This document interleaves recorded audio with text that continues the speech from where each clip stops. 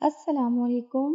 ہمارے کرایہ دار حامد بھائی مجھے بہانے بہانے سے اپنے پاس بلاتے اور چھونے کی کوشش کرتے۔ ایک دن میں چھت پر برسات میں بھیگ رہی تھی۔ گھر میں بھی کوئی نہیں تھا، اس لیے مجھے کوئی فکر نہیں تھی۔ مجھے رقص کرتے تھوڑی ہی دیر گزری تھی کہ پیچھے سے آ کر کسی نے مجھے اپنی باہوں میں بھر لیا اور میرے قدموں سے زمین نکل گئی، کیونکہ وہ تو برسات کا موسم تھا اور مجھے بچپن سے ہی بارش بہت پسند تھی۔ بارش سے پہلے جو بھینی بھینی مٹی کی خوشبو اٹھتی وہ میری پسندیدہ خوشبو تھی۔ آج بھی صبح سے ساون جل تھل برس رہا تھا اور میرا دل خوشی کے مارے جھوم رہا تھا۔ ویسے تو میری ماں مجھے برسات میں زیادہ بھیگنے کی اجازت نہ دیتی تھی، لیکن آج گھر میں کوئی نہیں تھا اور میں پوری طرح آزاد تھی۔ ہمارے عزیزوں میں کسی کا انتقال ہو گیا تھا اور اماں ابا صبح سے ہی وہاں گئے ہوئے تھے اور موسم کی وجہ سے ان کی جلد واپسی ممکن بھی نہ تھی، کیونکہ وہ شہر کے دوسرے کونے میں گئے تھے۔ گھر کے ایک حصے میں کرایہ دار رہتے تھے اور ان سے ہمارا زیادہ واسطہ نہیں پڑتا تھا، لیکن آمد و رفت کا راستہ ایک ہی ہونے کی وجہ سے کبھی کبھی سامنا ہو جایا کرتا۔ کرایہ دار بہت ہی اچھے تھے، میاں بیوی اور ان کے 2 بچے تھے۔ گھر کا مرکزی دروازہ کھلا ہی رہتا کیونکہ کرایہ داروں کا بھی آنا جانا رہتا تھا۔ میں نے سوچا کہ برسات میں بھیگنے کے لیے چھت پر چلی جاتی ہوں، لیکن گھر کا دروازہ کھلا تھا، اسی لیے میں جھجک رہی تھی۔ کافی دیر اپنے دل پر قابو پانے کے بعد بالآخر میں بارش دیکھ کر بے تاب ہو گئی تھی اور میں نے دروازہ بند کرتے ہوئے چھت پر جانے کا فیصلہ کر لیا۔ میں تیزی سے سیڑھیاں چڑھتی ہوئی چھت پر آئی اور دیوانوں کی طرح بارش میں بھیگنے لگی۔ میرے کپڑے بارش کے پانی سے جسم پر چپک گئے تھے اور میں دوپٹے سے بے نیاز بارش کی دھن پر رقص کرنے میں مصروف تھی۔ جیسے بارش کی شدت میں اضافہ ہو رہا تھا، میرے رقص میں بھی تیزی آتی جا رہی تھی۔ میرے بال گیلے ہو کر میرے چہرے سے چپک گئے تھے اور بارش اتنی تیز ہو رہی تھی کہ مجھے سامنے کا بھی کچھ دکھائی نہیں دے رہا تھا۔ ابھی مجھے بارش میں بھیگتے ہوئے کچھ ہی دیر گزری تھی کہ ایسا محسوس ہوا جیسے کوئی میرے پیچھے کھڑا ہو، اور اس سے پہلے کہ میں پلٹ کر دیکھتی کسی نے مجھے اپنی باہوں میں پوری طرح قید کر لیا تھا۔ میں بارش میں بھیگ کر بے حجاب ہو رہی تھی۔ میں نے خود کو چھڑوانے کی بہت کوشش کی لیکن ناکام رہی۔ اتنی بارش میں تو میرے چیخنے کی آواز بھی دب گئی تھی۔ وہ جو کوئی بھی تھا میرے اکیلے پن کا پوری طرح فائدہ اٹھا رہا تھا اور اس کے ہاتھ میرے پورے جسم کو نوچ رہے تھے۔ میں کچھ بھی سمجھ نہیں پائی تھی اور وہ مجھ پر پوری طرح حاوی ہو چکا تھا۔ میں نے خود کو بچانے کی ہر ممکن کوشش کی لیکن نہ بچا سکی۔ وہ مجھے کھینچتے ہوئے چھت پر بنے چھوٹے سے اسٹور میں لے آیا تھا۔ اسٹور روم میں رکھے ٹرنک کے اوپر مجھے لٹا کر اس نے میرے ساتھ وہ سب کچھ کیا جس کے بارے میں سوچتے ہوئے بھی میری روح کانپ جاتی ہے۔ میں اب تک اس کا چہرہ نہیں دیکھ پائی تھی۔ وہ میرے ہاتھوں کو میری کمر کی طرف لگائے پوری طرح میرے جسم کو اپنے دانتوں سے ادھیڑ رہا تھا۔ مجھے ہمیشہ سے ہی چست لباس پہننے کا شوق تھا اور بارش میں بھیگ کر میرا لباس اور بھی جسم سے چپک گیا تھا، اسی لیے فوراً ہی پھٹ گیا۔ میں درد کی شدت سے تڑپ رہی تھی اور شاید اس شخص کو میرے تڑپنے پر مزہ آ رہا تھا۔ جس قدر میرے منہ سے درد بھری آواز نکلتی وہ اس قدر تیزی سے اگلی دفعہ مجھے اپنا نشانہ بناتا۔ تھوڑی ہی دیر میں وہ مجھے پوری طرح برباد کر چکا تھا اور جیسے ہی میری نظر اس کے چہرے پر پڑی تو یہ دیکھ کر میری جان نکل گئی کہ وہ کوئی غیر نہیں تھا۔ جاتے جاتے اس نے مجھے دھمکی دے کر کہا کہ اگر یہ بات میں نے کسی کو بھی بتائی تو وہ مجھے ہی مورد الزام ٹھہرا دے گا۔ میں جو بہت خوشی سے چھت پر رقص کرنے کے لیے آئی تھی اب پوری طرح برباد ہو کر اسٹور میں پڑی تھی۔ کافی دیر اپنی بے بسی اور بربادی پر رونے کے بعد جب میں نے خود پر نظر ڈالی تو میں شرم سے پانی پانی ہو گئی۔ میرے جسم پر لباس جگہ جگہ سے پھٹ چکا تھا اور میرا تمام جسم نمایاں ہو رہا تھا۔ اس شخص کے دانتوں کے نشان میرے پورے ہی جسم پر واضح نظر آ رہے تھے۔ میرا نام بطول تھا اور میں 16 سال کی تھی۔ میری بڑی بہن کی شادی کو کافی عرصہ ہو گیا تھا اور گھر بڑا ہونے کی وجہ سے میرے ماں باپ نے ایک حصے میں کرایہ داروں کو رکھ لیا تھا۔ ہم جس علاقے میں رہتے تھے یہاں آبادی دور دور تھی۔ हमारे भी करीब में कोई घर नहीं था। मेरी हमारे किराएदारों से बहुत अच्छी दोस्ती हो गई थी। वो बहुत अच्छी औरत थी और उसका शोहर भी बहुत अच्छा था, इसीलिए हमारा आना जाना लगा रहता। यूं भी हमारे घर का दाखिली दरवाजा एक ही था। अंदर आने के बाद घर दो हिस्सों में तकसीम हुआ करता था, क्योंकि मेरे माँ बाप ने भी उनके पास आने जाने में कोई रोक टोक ना की। हम बिल्कुल ऐसे ही रहते थे जैसे कि एक खानदान। किरायादारों की बीवी जोया से मेरी अच्छी दोस्ती थी। वो एक नफीस खातून थी और मैं उनसे सिलाई कढ़ाई का काम भी सीखने लगी थी, इसीलिए मेरा ज्यादातर वक्त उनके साथ ही गुजरता। जोया के शोहर हामिद भी एक अच्छे इंसान थे और जब मैं सिलाई सीखने जाती तो वो भी हमारे साथ बैठकर बातें करते। हामिद भाई से मेरा हंसी मजाक बहुत ज्यादा था। वो एक अच्छे इंसान थे जो बहुत खुश इखलाकी से पेश आते और मेरे जाते ही गुड़िया गुड़िया करके मेरे आगे पीछे घूमते। मैं बहुत ज्यादा फैशनेबल थी, इसलिए हर वक्त मेरे बाल खुले रहते थे। चुस्त लिबास और गहरे गले पहनकर बड़े फख्र से घूमती। हामिद भाई अक्सर ही मेरी तारीफ करते कि मैं बहुत ही खूबसूरत और फूलों जैसी हूँ। हामिद भाई के मुंह से अपनी तारीफ सुनकर मैं गुलजार हो जाती, क्योंकि मैं उम्र के उस हिस्से में थी जहाँ किसी भी मर्द की तारीफ बहुत मायने रखती है। जोया बाजी अक्सर ही अपने मैके रहने के लिए जाती तो मैं ही हामिद भाई को खाना वगैरह पहुँचा दिया करती। जोया बाजी की गैर मौजूदगी में तो हामिद भाई मेरी हद से ज्यादा ही तारीफें करते और मुझे बिठाए रखते। मेरे अब्बा तो नौकरी पेशा थे और अम्मा भी शुगर की मरीजा थी। घर के थोड़े बहुत काम काज के बाद वो अपने कमरे में ही आराम करती थी और मैं सारा सारा वक्त हामिद भाई के हिस्से में रहती। कभी कभी तो हामिद भाई मुझे अपने बराबर में बिठाकर मेरा हाथ पकड़ लेते थे और कहते थे, गुड़िया तुम तो बिल्कुल ही गुड़िया जैसी हो। मेरी गुलाबी रंगत और आंखें हामिद भाई को बहुत पसंद थी। जोया बाजी की गैर मौजूदगी में हामिद भाई की बेबाक नजरें मेरे वजूद पर जमी होती और मैं शर्मा सी जाती। बिल्कुल मेरी ऐसी ही तारीफें मेरी बहन बानो का शोहर भी करता था। बानो शादी होकर ज्यादा दूर नहीं गई थी और उसका शोहर हर 2 दिन बाद हमारे घर किसी न किसी काम से आता और फिर मेरे साथ साथ ही रहता। बानो का शोहर तो बावर्ची खाने तक मेरे साथ होता और हंसी मजाक करते हुए मुझे पूरी तरह हाथ भी लगाता, लेकिन मुझे ये सब बुरा न लगता क्योंकि मैं इसे मजाक समझती थी। और बानो का शोहर तो वैसे भी मेरा खालाजाद भाई था, इसीलिए मुझे उसका फ्री होना बिल्कुल बुरा नहीं लगता था। मुझे अगर कहीं जाना भी होता तो बानो का शोहर मुझे बाइक पर बिठा कर ले जाता और खूब घुमाता फिराता। कई दफा मुझे बानो ने कहा कि मेरे शोहर से दूर रहा करो, वो तुम में बहुत ज्यादा दिलचस्पी लेता है। लेकिन मैं जानती थी कि मेरी बहन ये हसद में कह रही है, क्योंकि मैं बहुत ही ज्यादा हसीनो जमील थी जबकि मेरी बहन मामूली शक्ल सूरत वाली थी। एक दिन अम्मा बाजार गई हुई थी। जब मैं जोया बाजी के पोर्शन में गई तो पता चला कि जोया बाजी अपने मैके रहने गई हैं, जबकि हामिद भाई घर में ही मौजूद थे। मुझे देखते ही कहने लगे, गुड़िया आओ मेरे पास बैठो, मैं तुम्हें आइसक्रीम खिलाता हूँ। आइसक्रीम के नाम पर तो मैं जान देने को राजी हो जाया करती थी। मैं जल्दी से हामिद भाई के पास बैठ गई। हामिद भाई बहुत गौर से मुझे देख रहे थे और मैं नर्वस हो रही थी। थोड़ी देर में हामिद भाई फ्रिज से आइसक्रीम निकाल कर लाए और मुझे अपने ही हाथ से खिलाने की फरमाइश करने लगे।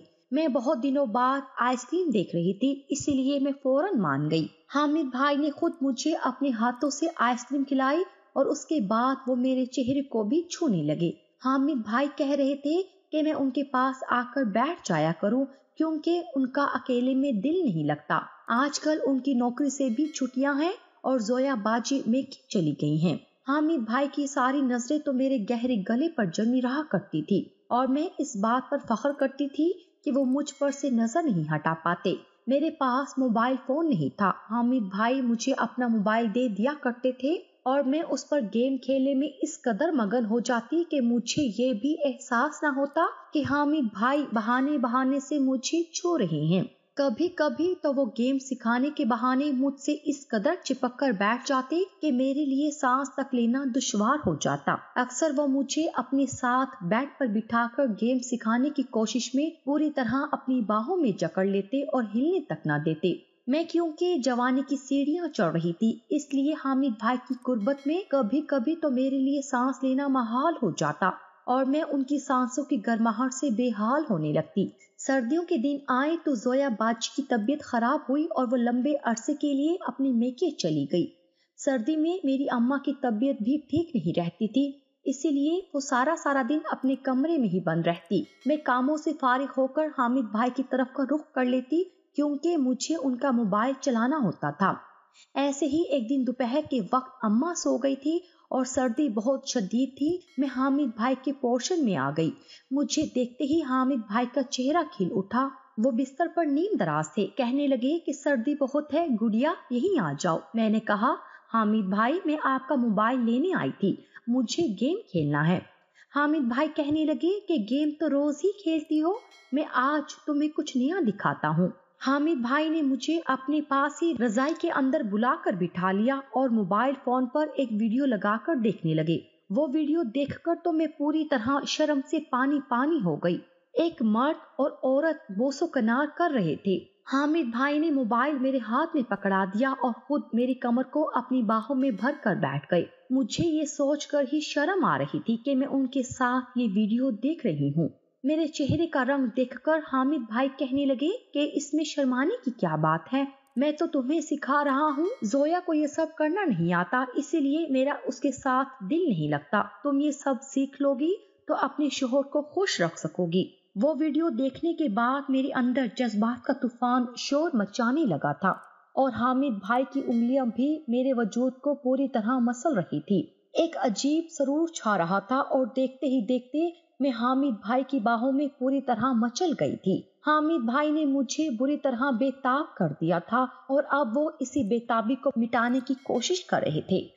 حامد بھائی نے آہستگی سے میرے پورے وجود کو اپنے حصار میں لیا اور اس طرح مجھ پر حاوی ہوئے کہ میں نے بیڈ شیٹ کو اپنی مٹھی میں جکڑ لیا۔ میں پوری طرح تڑپ رہی تھی اور حامد بھائی میری اس تڑپ کو بجھا رہے تھے۔ میں کسی نئی کلی کی طرح کھلی ہوئی تھی اور حامد بھائی اپنے تجربے سے میرے اندر کی آگ کو باہر نکال رہے تھے۔ کئی گھنٹوں تک وہ اور میں رضائی کے اندر ایک دوسرے کے ساتھ جذبات کے طوفان کا سامنا کرتے رہے اور جب میں پوری طرح تھک گئی تو حامد بھائی نے میرے ہونٹوں کو چومتے ہوئے مجھے آزاد کر دیا۔ میں نے اپنا لباس درست کیا تو حامد بھائی کی شوق نظروں کو اپنے وجود پر جمع ہوا پایا۔ مجھے عجیب سی شرم محسوس ہو رہی تھی۔ حامد بھائی نے ایک دفعہ پھر مجھے اپنی بازوؤں میں پکڑا اور کہنے لگے جب تک زویا نہیں آ جاتی تم اسی طرح میرے پاس آ جایا کرو۔ میں بھی حامد بھائی کے پاس آ کر بہت سکون محسوس کر رہی تھی کیونکہ میرے اندر بھی جوانی کی گرمی تھی۔ جیسے حامد بھائی نے سکون بخش کیا تھا، میں نے مسکرا کر پھر آنے کا وعدہ کر لیا اور خوشی خوشی گھر واپس چلی آئی۔ پوری طرح لٹ جانے کے باوجود بھی میں بہت نازا تھی۔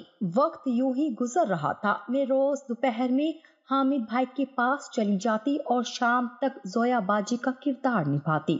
میں اب 16 سال کی لڑکی نہیں رہی تھی بلکہ ایک عورت بن چکی تھی جو حامد بھائی کا ساتھ پا کر دن با دن نکھر رہی تھی۔ ایک دن میں اور حامد بھائی ایک ساتھ تھے کہ جب اچانک ہی حامد بھائی کا چھوٹا بھائی آ گیا۔ میں اسے دیکھتے ہی اپنی پوزیشن میں واپس آ گئی تھی۔ وہ بہت کم کبھی کبھی ہی آیا کرتا تھا۔ اس کی نظر بھی میرے وجود پر جمی ہوئی تھی کیونکہ جب سے میں حامد بھائی کے قریب ہوئی تھی میں نے اور بیہودہ لباس پہننے شروع کر دیے تھے۔ میرا پورا وجود ہی میرے لباس سے چھلک رہا ہوتا۔ گہرے گہرے گلے اور اونچے اونچے چاقوں سے میری کمر نظر آتی۔ آج بھی میں سرخ لباس میں بالکل عریاں تھی۔ میرے کپڑے اتنے ہلکے ہوتے کہ پورا بدن نظر آتا۔ میں اسے فیشن سمجھتی تھی اور بہت جلد ہی مجھے اندازہ ہو گیا تھا کہ میں نے فیشن کے نام پر اپنے ساتھ کیسا ظلم کیا ہے۔ حامد بھائی کے بھائی نے مجھے کچھ اور دیر بیٹھنے کے لیے کہا لیکن میں اس کے سامنے بیٹھنا مناسب نہیں سمجھتی تھی۔ دن یوں ہی گزر رہے تھے اور ایسے میں ایک دن ہمیں پتہ چلا کہ ہمارے دور کے کسی رشتہ داروں میں انتقال ہو گیا ہے۔ اماں ابا صبح ہی جنازہ کے لیے نکل گئے اور بارش شروع ہو گئی۔ میں جانتی تھی کہ اب رات تک ان کی واپسی ممکن نہیں۔ زویا باجی ابھی بھی میکے گئی ہوئی تھی اور حامد بھائی کام پر تھے۔ میں نے گھر کے دروازے کو اچھی طرح بند کیا اور خود بارش میں بھیگنے کے لیے چلی گئی۔ میرا سفید لباس بارش میں بھیگ کر پوری طرح میرے تن بدن پر چپک گیا تھا۔ میں بارش کی آواز پر پیروں کو تھرکاتی رقص کرنے میں محو تھی۔ میرے وہم و گمان میں بھی نہیں تھا کہ اس وقت کوئی میرے گھر میں بھی داخل ہو سکتا ہے۔ جب آنے والے نے مجھے پوری طرح کس کر پکڑا اور اسٹور میں لے جا کر میرے ساتھ وہ سب کیا جو میں سوچ بھی نہیں سکتی تھی، میں پوری طرح تڑپ رہی تھی، اور جب میں نے اس شخص کا چہرہ دیکھا تو میں پوری طرح کانپ اٹھی، کیونکہ وہ کوئی اور نہیں تھا بلکہ وہ تو میرا اپنا خالہ زاد بھائی بانو کا شوہر تھا۔ میرے ساتھ زیادتی کرنے کے بعد وہ میرے سامنے کھڑا ہو کر دھمکی دیتے ہوئے کہنے لگا کہ اگر یہ بات تم نے کسی کو بتائی تو میں سب کو بتاؤں گا کہ تم کس طرح حامد کے ساتھ وقت گزارتی ہو، اس کی بیوی کی غیر موجودگی میں تم کیسے اس کی بیوی کا کردار نبھاتی ہو۔ بانو کے شوہر کی بات سن کر تو میں ہکا بکا رہ گئی۔ وہ کہہ رہا تھا کہ اس نے خود مجھے کئی دفعہ حامد بھائی کے ساتھ سب کچھ کرتے ہوئے دیکھا ہے۔ جب میں حامد بھائی کو اپنی جوانی دے سکتی ہوں تو پھر اسے کیوں نہیں؟ وہ کہہ رہا تھا کہ میں چست لباس اور گہرے گلے اسی لیے تو پہنتی ہوں تاکہ مرد میری طرف مائل ہوں۔ وہ کہہ رہا تھا کہ کئی سالوں سے تمہاری حشر سامانیاں دیکھ رہا ہوں، لیکن یہ سوچ کر اپنے جذبات پر قابو کر لیتا کہ تم ابھی بچی ہو، لیکن جب میں نے تمہیں حامد کی باہوں میں دیکھا تو مجھے اندازہ ہوا کہ تم تو بانو سے بھی کہیں زیادہ خوبصورت ہو۔ تمہارے ابا نے مجھے فون کر کے کہا تھا کہ تم گھر میں اکیلی ہو اور موسم خراب ہے، اس لیے میں تمہیں ایک نظر دیکھ لوں، اور جب میں تمہیں دیکھنے کے لیے آیا تو تم پوری طرح ہی بے حجاب رقص میں محو تھی۔ میں چاہنے کے باوجود خود کو روک نہیں پایا اور میں نے سوچا کہ کیوں نہ آج تمہارے اندر کی گرمی کو مٹا ہی دوں۔ وہ تو میرے بارے میں اور بھی بہت کچھ کہہ رہا تھا جسے سننے کی مجھ میں تاب نہ تھی۔ میں نے زویا باجی کے پیچھے ان کے شوہر کے ساتھ تعلق قائم کیا تھا اور میری بہن کے شوہر نے مجھے ہی اپنا نشانہ بنا لیا تھا۔ وہ کہہ رہا تھا کہ اگر میں نے کسی کو کچھ بھی بتایا تو وہ میرے اور حامد کے تعلق کے بارے میں سب کو بتا دے گا۔ وہ جا چکا تھا اور میں بے حال پڑی تھی۔ کافی دیر بعد میں ہمت کر کے سیڑھیاں نیچے اتری تو میں نے حامد کو گھر میں داخل ہوتے ہوئے پایا۔ میرا سفید لباس ابھی بھی پوری طرح میرے تن سے چپکا ہوا تھا۔ حامد مجھے دیکھتے ہی میرے قریب چلا آیا۔ میں نے روتے ہوئے اسے ساری بات بتائی۔ حامد کو تو اپنی عزت کی فکر ستانے لگی۔ وہ کہنے لگا کہ اگر تمہارے بہنوئی نے کسی کو یہ بات بتائی تو میں کہیں کا نہیں رہوں گا، بہتر یہ ہے کہ جیسا وہ کہتا ہے تم ویسا ہی کرو۔ میں نے کہا کہ وہ تو زندگی بھر مجھے استعمال کرنا چاہتا ہے۔ حامد کہنے لگا کہ ٹھیک ہے، تمہیں کیا مسئلہ ہے، تم میں تو ویسے بھی بہت آگ بھری ہے، تم ایک وقت میں ہم دونوں کو ہی خوش رکھ سکتی ہو۔ مجھے حامد سے ہرگز بھی ایسے رویے کی امید نہ تھی۔ مجھے تو لگا تھا کہ وہ مجھے اس مشکل سے نجات دلائے گا۔ میں اس کے ساتھ شادی کے خواب سجائے بیٹھی تھی اور وہ اتنی آسانی سے ایسی بات کر رہا تھا۔ میں نے حامد کا ہاتھ پکڑا اور منت کی کہ وہ مجھ سے شادی کر لے۔ یہ سنتے ہی وہ زور سے ہنسا اور کہنے لگا کہ اپنی حالت تو دیکھو، میں تم سے شادی کروں گا، تم نے نہ جانے کس کس کے ساتھ اپنی آگ بجھائی ہے، میں ایک ایسی عورت سے شادی کا سوچ بھی نہیں سکتا، اور زویا میرے بچوں کی ماں ہے۔ حامد مجھے بیچ راستے میں چھوڑ کر چلا گیا اور 2 ہی دن میں اس نے بنا بتائے گھر خالی کر دیا، کیونکہ اسے اپنی عزت کی فکر ستانے لگی تھی۔ میں اپنے ماں باپ کو چاہ کر بھی کچھ نہیں بتا سکتی تھی، کیونکہ قصور صرف اور صرف میرا تھا۔ میں نے آئس کریم اور موبائل کی خاطر اپنا سب کچھ داؤ پر لگا دیا تھا۔ میں فیشن سمجھ کر جو بے ہودہ لباس پہنتی تھی وہ میری قبر ثابت ہوا تھا۔ حامد تو چلا گیا تھا، لیکن بانو کا شوہر میرے لیے عذاب بن گیا تھا۔ جب اس کا دل چاہتا وہ ہمارے گھر چلا آتا اور مجھے پوری طرح مسل ڈالتا۔ میں جو کلی کی طرح کھلی ہوئی تھی اب مرجھا سی گئی تھی۔ میری ہمت ختم ہوتی جا رہی تھی۔ نہ جانے میری آزمائش کب ختم ہونے والی تھی۔ میں اپنے ہی ہاتھوں کھودے ہوئے گڑھے میں پوری طرح گری ہوئی تھی۔ اب تو میں نے چست لباس اور گہرے گلے پہننا بھی چھوڑ دیے تھے۔ میں ہر وقت رو رو کر اپنے گناہوں کی معافی مانگتی۔ اب مجھے خوف خدا ستانے لگا تھا۔ حامد نے میری پوری زندگی تباہ کر دی تھی۔ کچھ ہی دنوں بعد اچانک حامد کا چھوٹا بھائی ہمارے گھر آیا۔ وہ میرے لیے خود ہی اپنا رشتہ لے کر آیا تھا۔ حامد کے ماں باپ نہیں تھے اور اس کا چھوٹا بھائی اکیلے رہتا تھا۔ میں نے صاف منع کر دیا کہ میں حامد کے بھائی سے رشتہ نہیں کرنا چاہتی تھی۔ اس نے مجھ سے اکیلے میں بات کرنے کی خواہش ظاہر کی اور اماں کی اجازت دینے پر میں اس سے بات کرنے کمرے میں گئی تو اس نے مجھے کہا کہ وہ جانتا ہے کہ حامد نے میرے ساتھ کیا کیا ہے، لیکن وہ مجھ سے محبت کرتا ہے اور وہ میرا ماضی معاف کرنے کو تیار ہے۔ اس نے مجھے یقین دلایا کہ وہ میری عزت کا خیال رکھے گا۔ میں نے روتے ہوئے اسے ساری حقیقت بتا دی اور وہ اتنا اعلیٰ ظرف نکلا کہ سب کچھ جاننے کے باوجود بھی مجھے پورے دل سے اپنا بنانے کے لیے راضی ہو گیا۔ کچھ ہی دنوں میں ہم دونوں کی سادگی سے شادی ہو گئی، جس میں حامد بھی شریک نہیں تھے۔ میری دعائیں قبول ہو گئی تھی اور خدا نے میری آزمائش ختم کر دی تھی۔ لیکن ہر لڑکی کا نصیب اتنا اچھا نہیں ہوتا کہ اس کی غلطیوں کو معاف کرنے والا کوئی ساتھی مل جائے۔ کبھی کبھی ہم جوانی کی دہلیز پار کرتے ہوئے ایسی غلطیاں کر جاتے ہیں جن کا مداوع ممکن نہیں ہوتا۔ میں نے بھی 16 سال کی عمر میں جذبات میں بہہ کر ایسی ہی غلطی کی تھی۔ ماں باپ کو چاہیے کہ اپنی جوان ہوتی بیٹیوں کو کسی کے بھروسے نہ چھوڑے۔ میرے ماں باپ نے آنکھیں بند کر کے حامد پر بھروسہ کیا تھا اور اسی بھروسے نے میری پوری زندگی برباد کر دی۔ آج کل کے پرفتن دور میں اپنی بیٹیوں کو گھروں میں چھپا کر رکھنا ہی عقل مندی ہے۔